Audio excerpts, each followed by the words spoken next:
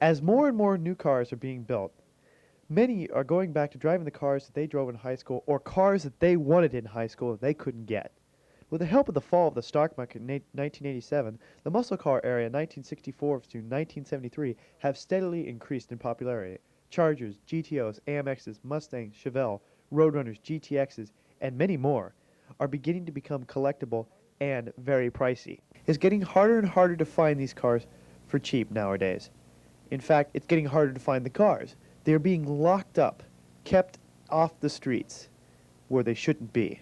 Cars are meant to be driven, and that's what we're focusing on today. How to buy a used car, a used muscle car. Our example is a 1970 Dodge Polara convertible, one of 814 made.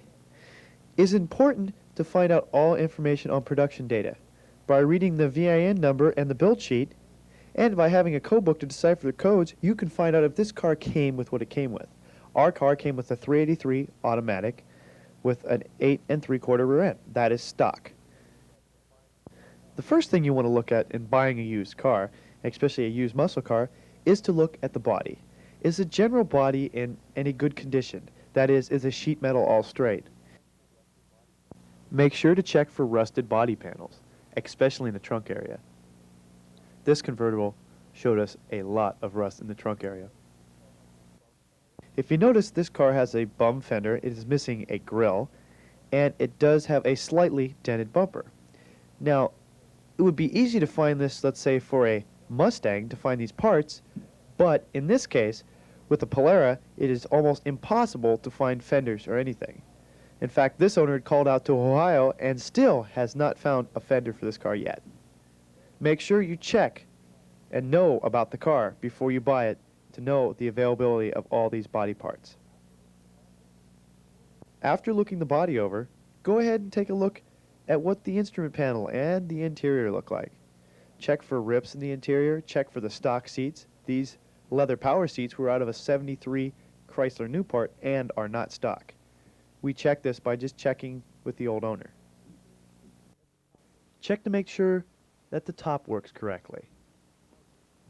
And how new is the top? The owner had just put this top on when we looked at this car.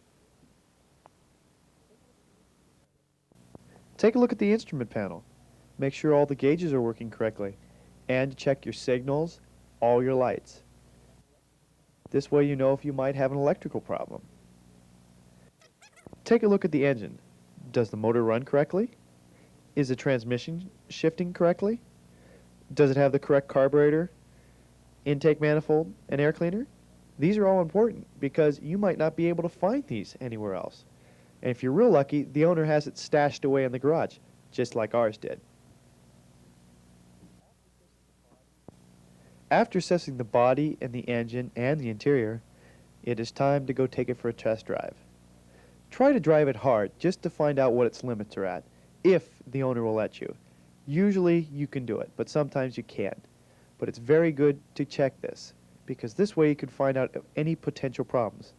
For instance, does the car handle right? Is there too much excessive smoke out of the exhaust pipe? Does the engine stumble?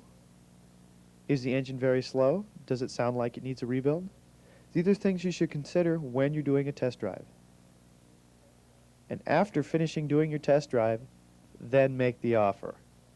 Find out how much money the guy wants for this rusted out boat. Definitely argue about the price. That's the most important thing to do. You want to try to get this car for as cheap as you can because you know you're going to have to do a restoration. Finding that fender is going to really offset your cost, and you know it. The seller was offering this car for $1,500, and we found it quite reasonable. So we decided to purchase it. Now we have our own little piece of the muscle car era at our home.